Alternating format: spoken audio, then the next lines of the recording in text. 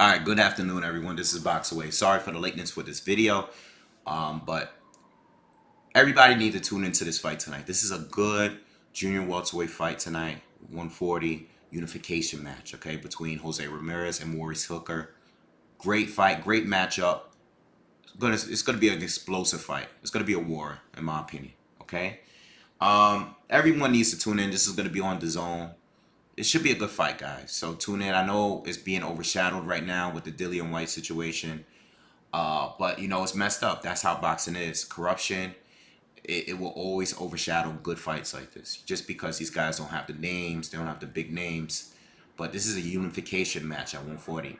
Okay, and the winner of this fight could possibly fight the winner of the other two title holders that's in the World Boxing Super Series finals. Okay, Josh Taylor against Regis Prograis. All right.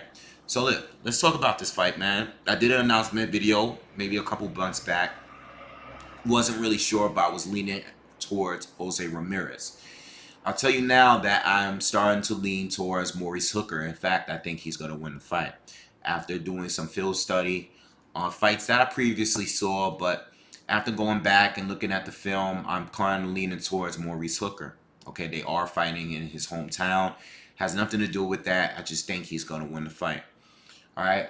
Maurice Hooker, taller guy, has an 80-inch reach. Very, very long arms for a guy that fights at 140. 80-inch reach.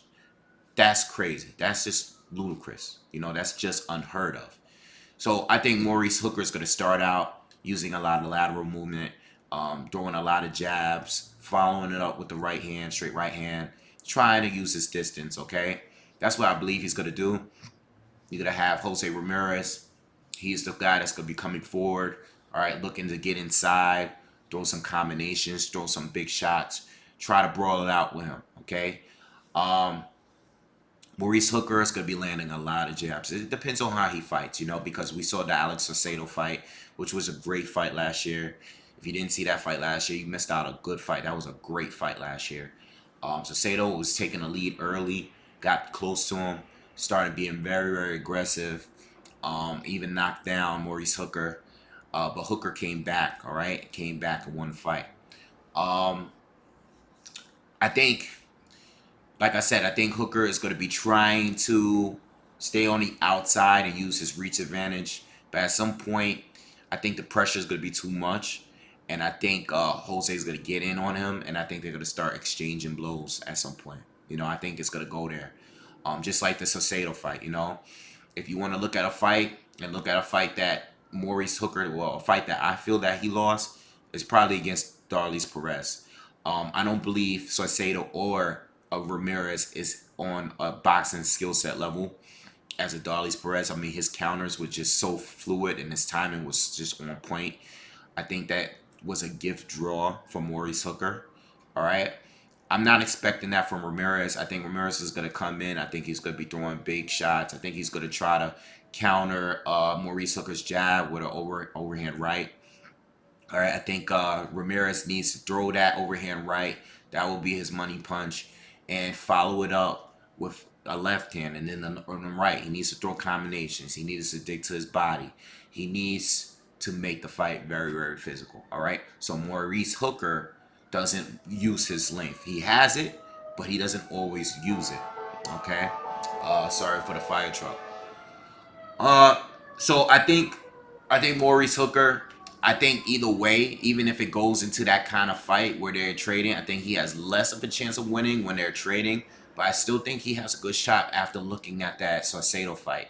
You know, he showed a lot of heart. He battled it out. He brawled. He exchanged. He traded. And he did well for a guy that can clearly use his height and reach advantage. He can fight well, brawling it out on the inside. He can, you know, and he's pretty solid, durable guy. You know, I wasn't always the biggest fan of him or Jose Ramirez. You know, I remember watching Maurice Hooker a little bit further in the past. I saw him first time at a live fight and didn't think nothing much of it. You know, I thought he was just a prospect that they was hyping up a little too heavy. But he's impressed me, you know, with his recent wins, and I have a lot more respect for him. And like I said, after watching the some of their recent fights, I actually believe that he's going to take this one tonight. I think it's mainly because Ramirez defense is just too poor. He's going to be taking way too much punishment. Trying to get in.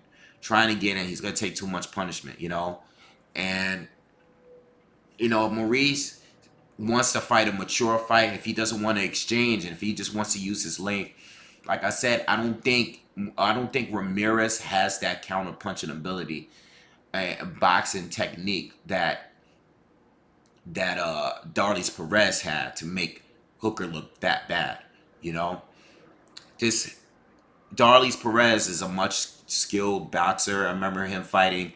I remember the first time I saw him fight Gamboa, and he was making Gamboa look bad back then. Because the dude got skills, and he has a great punch selection, good with timing.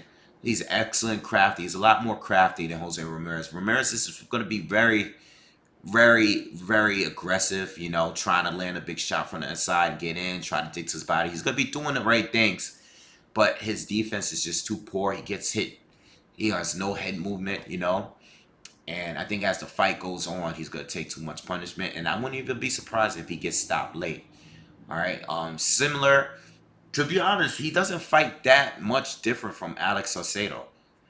And the experience that Hooker has, and I'm not trying to take anything from Ramirez because, he did fight Amir Imam. He did fight Zepeda in his last fight. And that's another fight that I didn't think he looked good. I think Zepeda was actually outboxing him very well from the outside and timing him correctly. And he was just taking too much punishment. He did look good. And he did shock me with Amir Imam. I was at that fight. He did shock me there, because Amir Imam was doing well on boxing him at points. But he did well. He grinded. He showed a lot of dog and grit in that fight, and he was able to win. But I just think Maurice Hooker is a little bit more. I don't want to say he's more polished than Amir Imam, but I think that jab and that high volume is going to be an issue. Amir was just looking for counters most of the time. He was popping the jab out here and there, but not at the volume that Maurice Hooker is going to be doing it. All right. But I do think this is I don't want to say a 50, I don't want to say 50-50. I think more like 55-45 fight. It's close. It could go either way. But I'm leaning a little bit more towards Maurice Hooker for this one. But it's a very good fight. And I'm not specifically rooting for anyone between the two. I've never been crazy about neither one of these two. I'm more of a fan of Josh Taylor and Regis Prograis. I really like the two of them, and I really think the two of them are both better than the two of these fighters. But the matchup itself definitely works, and it's gonna be a good fight. Don't miss on this fight tonight. Don't miss this fight. This is a good fight. All right, so stay tuned. It'll be on dazn. I believe later on tonight. I don't know the time, but I know it's gonna be on dazn. Let me know what you guys think in the comment, and I'll see you guys after the fight. Peace.